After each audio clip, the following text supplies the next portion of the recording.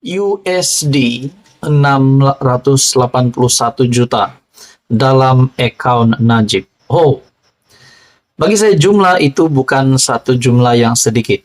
Jumlah itu juga boleh membuat banyak benda. Boleh beli itu ini, boleh banyak lah. Bayangkan saja tuan-tuan dan puan, Anda mempunyai USD 681 juta di dalam akun bank. Begitulah yang pernah dialami Najib melalui artikel dari FMT ini. Saya terkejut melihat jumlah dana ini yang sebegini banyak. Satu artikel dari FMT, USD 681 juta dalam akun Najib, hasil aktiviti haram, mahkamah diberitahu. Pegawai penyiasat Fu Weimin berkata dana itu berasal daripada bond USD 3 billion 1 MDB.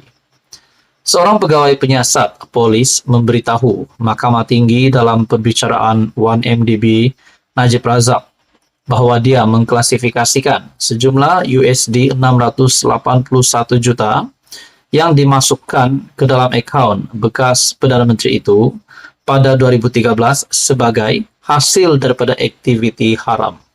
Ini satu lagi kejutan baru untuk Datuk Seri Najib Razak dan keluarga dan kroni-kroninya. Sebelum ini juga kita mendengar terdapat 1,1 bilion lebih tunggakan cukai yang perlu dibayar oleh Najib dan anaknya. Hari ini pula kita mendengar USD 681 juta yang dimasukkan ke dalam akun bekas Perdana Menteri pada 2013 dan ini diklasifikasikan sebagai hasil daripada aktiviti haram. Dalam pada itu, artikel ini menyebut Fu Weimin daripada Jabatan Siasatan Jenayah Komersial Bukit Aman berkata, berdasarkan siasatan, wang berasal daripada bond USD 3 bilion yang diperoleh 1MDB masuk ke akaun M-Bank Najib antara 22 Mac dan 10 April 2013. Fu berkata, sebelum kiriman wang, akaun Najib mempunyai baki tertunggak sebanyak RM879,8 juta yang menurut saksi itu ia daripada sumber yang sah. Saksi memberitahu mahkamah bahwa dia menggunakan kaedah masuk dahulu, keluar dahulu untuk membezakan dana daripada aktiviti haram daripada yang diperoleh menerusi sumber yang sah. Najib sedang dibicarakan atas 25 pertuduhan salah guna kuasa dan pengubahan wang haram membabitkan dana 1MDB berjumlah RM2,28 bilion yang didepositkan dalam akaun M-Bank miliknya antara Februari 2011 dan Desember 2014. Timbalan pendakwa layak Ahmad Akram Garib membayangkan bahwa pihak pendakwaan juga berhasrat memanggil seorang lagi pegawai penyiasat, Nur Aida Arifin, untuk memberi keterangan dalam perbicaraan. Bagaimanapun beliau berkata, pasukan pembelaan belum melengkapkan pemeriksaan balas terhadap bekas Gubernur Bank Negara Malaysia, Zeti Akhtar Aziz, dan penganalisisnya Adam Arif Roslan. Katanya Aida hanya akan memberi keterangan selepas Adam dan Zeti selesai memberi keterangan. Perbicaraan di hadapan Hakim Colin Lawrence Segura bersambung pada 24 Oktober. Bagi saya artikel dari FMT ini yang terkini yang menyebut USD 681 juta dalam akaun Najib hasil aktiviti haram, mahkamah diberitahu, dan juga 25 pertuduhan yang dihadapi oleh Najib Razak. Bagi saya ini pasti satu duka cita besar untuk penyokong Najib Razak. Jadi apa komen Anda berkaitan dengan isu ini? Teruskan bersama di dalam channel ini untuk info yang seterusnya. Mohon sekali lagi untuk bantu channel ini dengan menekan butang like, share, dan juga subscribe. Halo semua, salam sejahtera Malaysia. Selepas keputusan mahkamah yang memutuskan mengesahkan pilihan raya kecil Kemaman, mengesahkan calon yang dimenangi oleh calon PAS yang memenangi kerusi parlimen di Kemaman, kemenangan itu telah dibatalkan, telah disahkan oleh mahkamah disebabkan calon terlibat dengan aktiviti rasuah.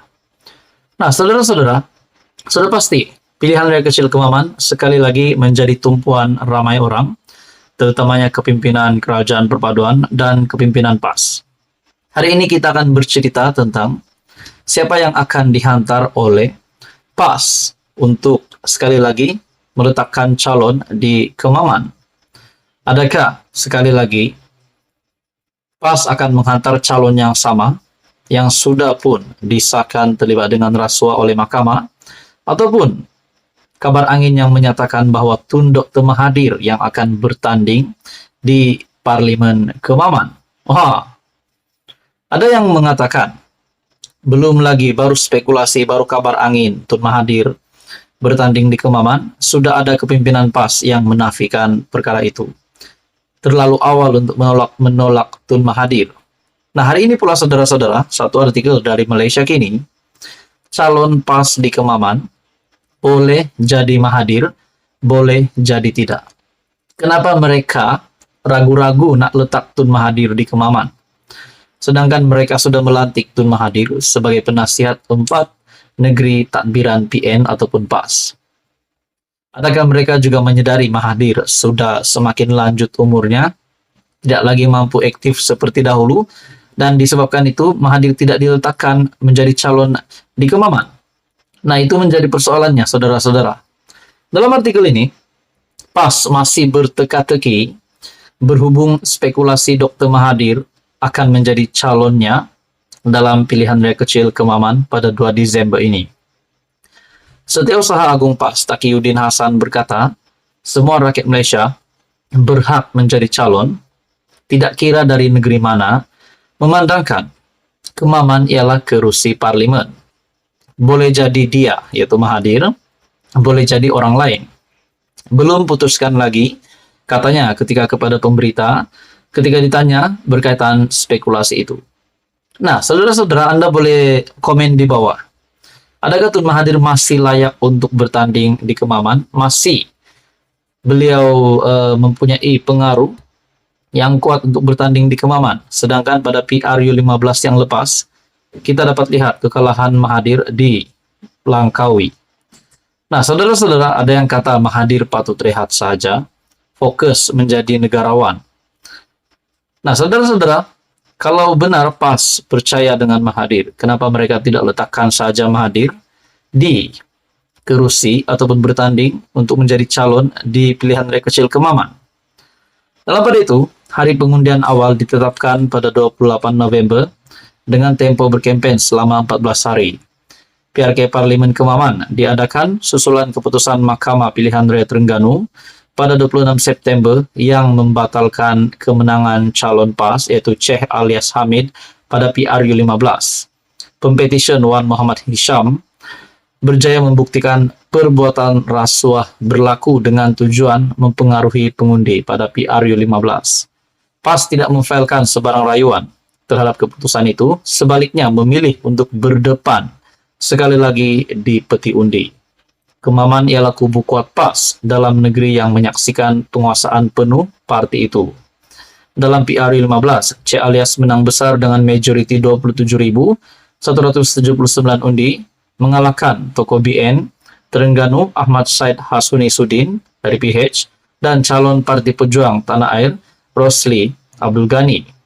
Nah, adakah di sini Tun Mahathir sekali lagi mempunyai harapan yang cerah untuk menjadi kembali lagi mempunyai kuasa sebagai ahli parlimen sekiranya PAS meletak beliau di calon di kerusi ataupun di Parlimen Kemaman? Jadi saudara-saudara, apa komen Anda? Patut Mahathir rehat ataupun PAS patut mencalonkan Tun Dr. Mahathir? Sekian saja untuk kali ini. Teruskan bersama di dalam channel ini untuk info yang seterusnya. Jangan lupa tekan butang like, share, dan juga subscribe.